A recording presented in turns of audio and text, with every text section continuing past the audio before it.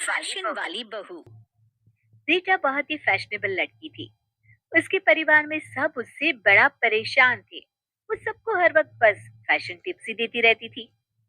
अरे ये क्या कपड़े पहने हैं आपने? क्यों, सही तो लग रहा है। बस सही नहीं लगना है, हमें पार्टी में सबसे अच्छा दिखना है। अरे क्या जरूरत है ये सब सोचने की? जरूरत कैसे नहीं, आप स्टाइल के बारे में कुछ भी नहीं जानती। मेरी सब दोस्त मुझे अपना फैशन आइकॉन मानते हैं, और आप हैं कि इन कपड़ों में मेरे साथ जाना चाहते हैं। अरे लेकिन सबको अपनी पसंद से और सहूलियत से कपड़े पहनने का अधिकार होता है रीटा। मैं इन कपड़ों में बिल्कुल ठीक हूँ। ठीक है, तो हम उस पार्टी में जाएंगे ही नहीं। अरे क्यों क्यों नहीं जाएंगे? बस कह दिया ना, नहीं जाएंगे। मुझे वहां अपनी खिल्ली नहीं उड़वानी। अरे कैसी खिल्ली? सब यही कहेंगे, तुम तो इतनी अच्छी बन के आती हो, और तुम्हारे पति इतने सिंपल से। बोलो, क्या इज्जत रह जाएगी मेरे दोस्तों के सामने? इससे अच्छा है कि हम पार्टी में ही ना जाए। ओहो रीटा, तुम ना कभी कभी हद कर देती हो। अच्छा ठीक है, बताओ क्या पहनूं मैं? ये हुई ना बात। राजेश उन कपड़ों से बिल्कुल भी खुश नहीं था, पर रीटा के आगे उसकी एक ना चली। रीटा ऐसे ही घर के अन्य सदस्यों के साथ भी मनमानी करती। नेहा, तुम ये गाउन ट्राई करो, बहुत ही अच्छा है।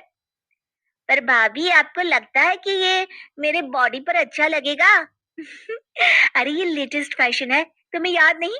तुम्हारे भैया के साथ जब हम वो फिल्म देखने गए थे, उस हीरोइन ने ऐसे ही तो गाउन पहना था। हाँ भाभी, पर उसका कॉम्प्लेक्शन अलग था। ये रंग मेरे ऊपर शायद सूट नहीं होगा। ये तुम्हारा वहम है नेहा। तुम्हारे कॉलेज की पार्टी में सबसे ज्यादा फैशनेबल तुम ही दिखोगी, मानो मेरी बात। ठीक है भाभी, मैं यही ड्रेस पहनूंगी। थैंक यू भाभी। रीटा खुश हो जाती है। एक दिन रीटा के घर पार्टी हो रही होती है, और उसने अपनी सास के लिए बहुत ही भारी साड़ी खरीदी होती है। अरे बहू, ये ऐसी साड़ी पहनने की अब मेरी उम्र नहीं रही। मैं तो कोई हल्की सी साड़ी पहन लूंगी। ये कितनी भारी साड़ी है, मुझसे संभाली भी नहीं जाएगी। अरे मम्मी जी, आपकी देवरानी जेठानी फंक्शन में आ रही है ना कितने वक्त बाद। आपको कुछ अच्छा पहनना चाहिए। आप देखना, सब आपकी साड़ी और ये ज्वेलरी देखकर जल जाएंगी। ये रीटा का वादा है, वादा। रीटा अपनी सास की एक नहीं सुनती, और उनको वही भारी साड़ी और ज्वेलरी पहना देती है। लेकिन फंक्शन में रीटा की सास को बहुत ही असुविधा हो रही होती है साड़ी संभालने में। वो जहां भी जा रही थी, उनकी साड़ी बार बार उनके पैर से अटक रही होती है। ओहो, इस साड़ी में तो बिल्कुल भी चला ही नहीं जा रहा।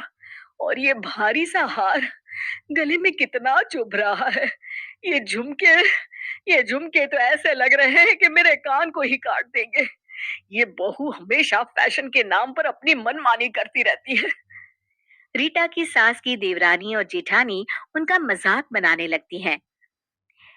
जी जी को क्या इस उम्र में शौक चढ़ा है इतना बन ठन के घूमने का?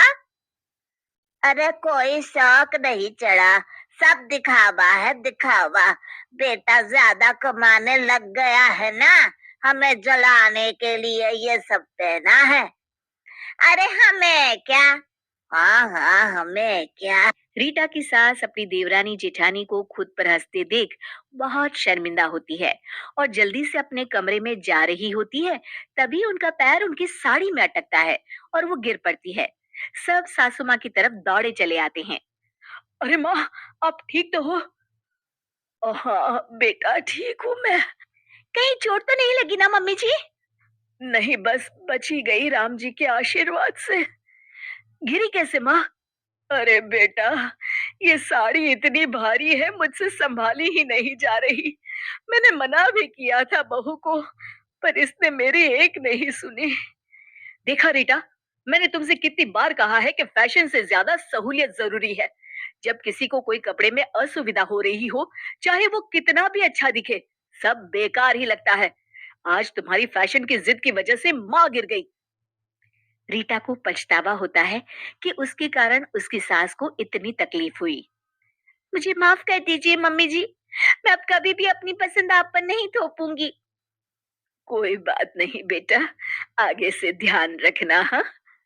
जी मम्मी जी, मैं ये हमेशा याद रखूंगी कि सहूलियत पहले